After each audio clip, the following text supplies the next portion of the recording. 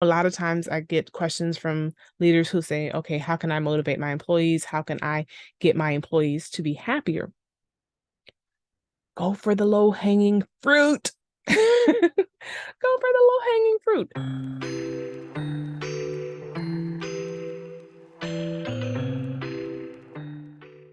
I want to talk about the work from home wars because in this day and age, we have a lot of remote workers. We know, especially since the pandemic, prior to the pandemic, it was such a big deal of, oh, you got to be here. You can't work from home with some companies, right?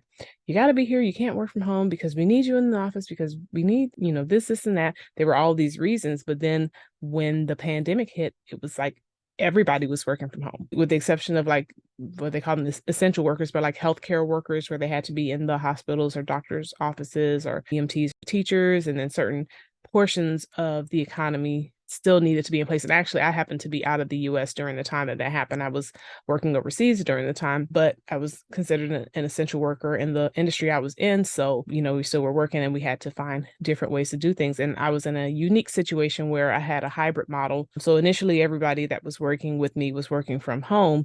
And then the subsequent year, I had like two groups that were on campus and then one group that was hybrid, like at home. And then the two that were on campus were in two different locations. So I had to become creative. It was me and one other person that had that situation, and everyone else either had everyone with them or if they had everyone at home. So that was a unique blend. But, we just figure out how we're going to solve problems and we do it, right? We get paid to get it done. So let's talk about the work from home wars, right? Initially, we had the industrial era, right? So that's when we had a lot of people work in the factories. We had some other eras before that, but I'm not going to cover those. But we had people working in factories, and factory work was not awesome. Long work hours, terrible pay. You had child labor, dangerous working conditions. It was just very, very, very challenging, very challenging. And it was one of those situations where he who has the goal makes the rules. And so, with that being the situation, bosses could do what they want to. And they were doing a lot of things that were not beneficial to the employees, and the employees were suffering. That's what really gave rise to labor unions, because they're like, okay, the employees felt like they needed to have some say and some power and say, like, you can't work me a 60-hour work week and pay me like nothing. That's not okay. So the labor unions came in and they helped get safer working conditions, helped to negotiate better wages and better working hours. And after that, you started to see an influx of women coming into the workforce, minorities coming into the workforce. You started to see an influx of corporations. You also saw some monopolies taking place. If you ever want to see something interesting, watch the History Channel. They had this special called The Men Who Built America. I'm pretty sure you can get access to it like online if you Google it. But The Men Who Built America, it's very, very interesting because it talks about all of these names that we know today, like Carnegie and Rockefeller and Ford. And Ford was the first person to come up with the assembly line, which was a huge improvement in innovation and an improvement in the efficiency of the work environment, right? As far as getting things done. And he also paid a better wage. And so his employees were actually able to buy the product that they were producing, which was a really good thing. So depending on how those leaders, what their moral balance was, depended on how they treated their workers. So some of them treated their workers with a little bit more dignity and respect, and others were like, you're here to make me money. And so that's how they handled it. I'm going through this history because I want it to lead to kind of today. When we had the industrial era, it was very harsh working environments and the employees rebelled. And what came out of that? Labor unions and fairer and better working conditions for the employees, right? And then after that, we had the Depression. So then you had a lot of people who were unemployed, a lot of people who were out of work, a lot of people who weren't sure where their next meal was going to come from.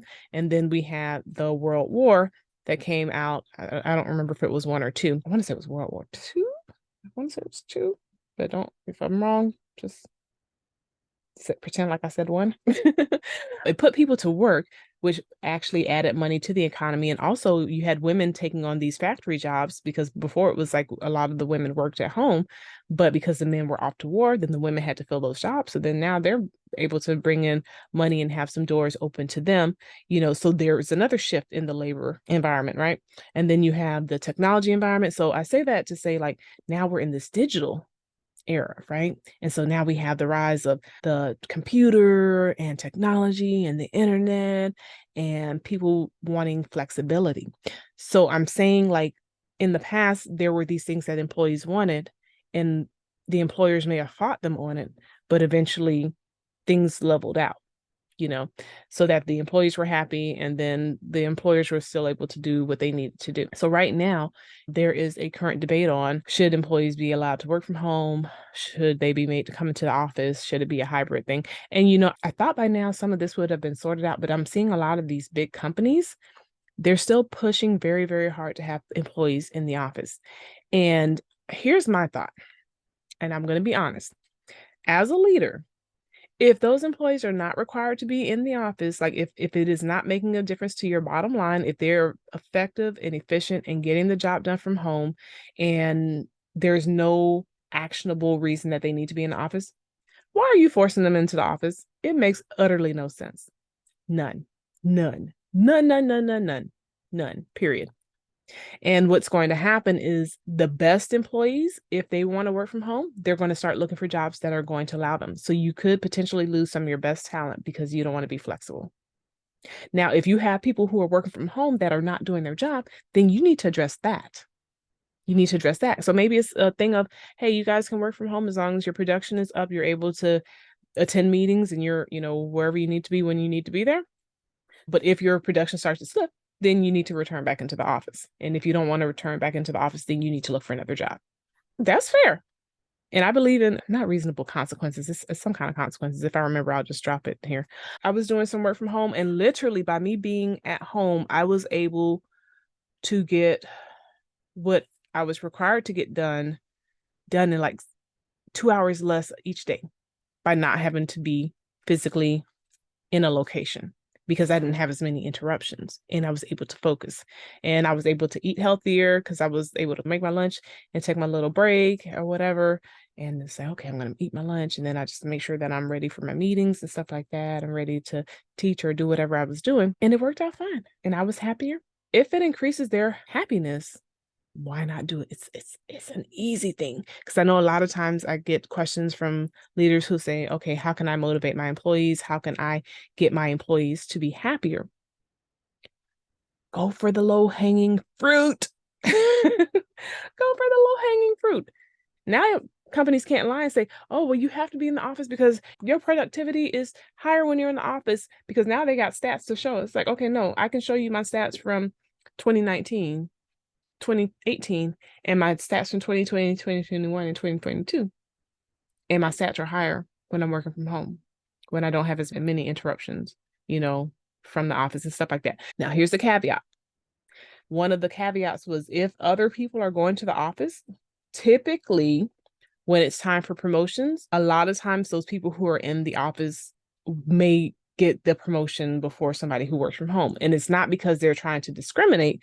It's just because there's a stronger connection when you see people in person. So one of the things that we used to look at was like, okay, if someone was working from home for, like, let's say a year or two or something like that, and then they decided they want a promotional role, we would just inform them that you may want to start thinking about coming back into the office. If you want to, you can apply for the role as much as you want to, but if this is a role that you really want, you may want to think about coming back into the office. Now, that was, again, back in the day. That it could be a little bit different now depending on the situation, but I can say if you have a large portion of the company that is actually in the office, then you may want to consider, okay, let me go ahead and go into the office. I want this promotion. But if you're like, I don't want a promotion, I'm happy with my job, I'm happy with my pay, I like to be able to be home when my kids get home, I like to be able to cook my own meals at home, I want to be able to take my dog out, or I want to be able to go make my coffee whenever I want to and not have to drive in traffic, because the traffic is, and it was saving money because not having to pay gas,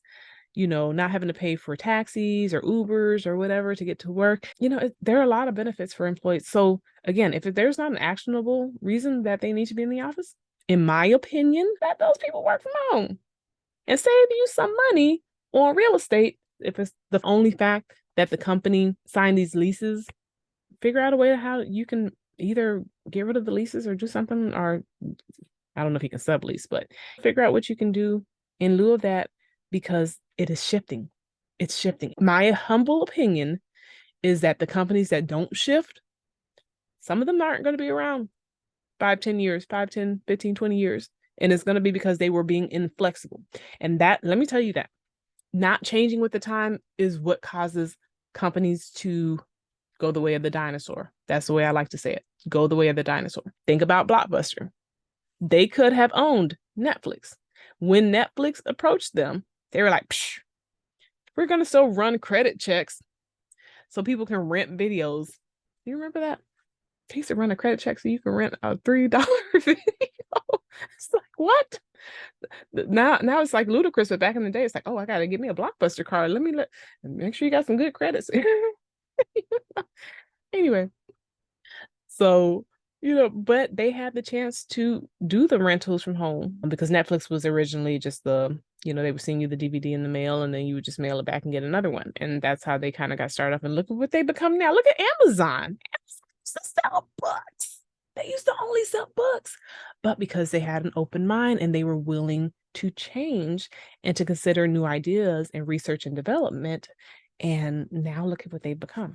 Just, if you're interested in just how companies are formed and that kind of thing, like I said, I would recommend The Men Who Built America. I would recommend the movie The Founder about McDonald's. That was really interesting, really interesting. But you can see kind of how these business owners and leaders think, and not to say that they're all 100% right, because some of the ways that they go about things or they went about things may have been unethical, but we can still learn from their mistakes. We can learn from seeing, how history is reading today what they did, because they may have been praised for it in the past. They may have had a whole bunch of yes men around them saying, oh, you're wonderful, you're magnificent, you're marvelous, everything's great, right? They might have had a whole lot of those kind of people around them in the past, but as history goes back and looks at the situation, it's like, ooh, you probably shouldn't have locked all your employees into the warehouse so they couldn't escape because they went on strike. So you locked them all in the gate. And then I remember one of the guys, he had I don't know if he hired like a mobster, and the guy had like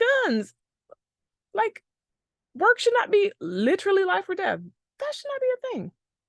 Anyway, I'm going to stop here. I hope you guys have a great day. If you have any questions, drop them. Make sure you check out any other videos that I have. And with that being said, make it a great day. Take care.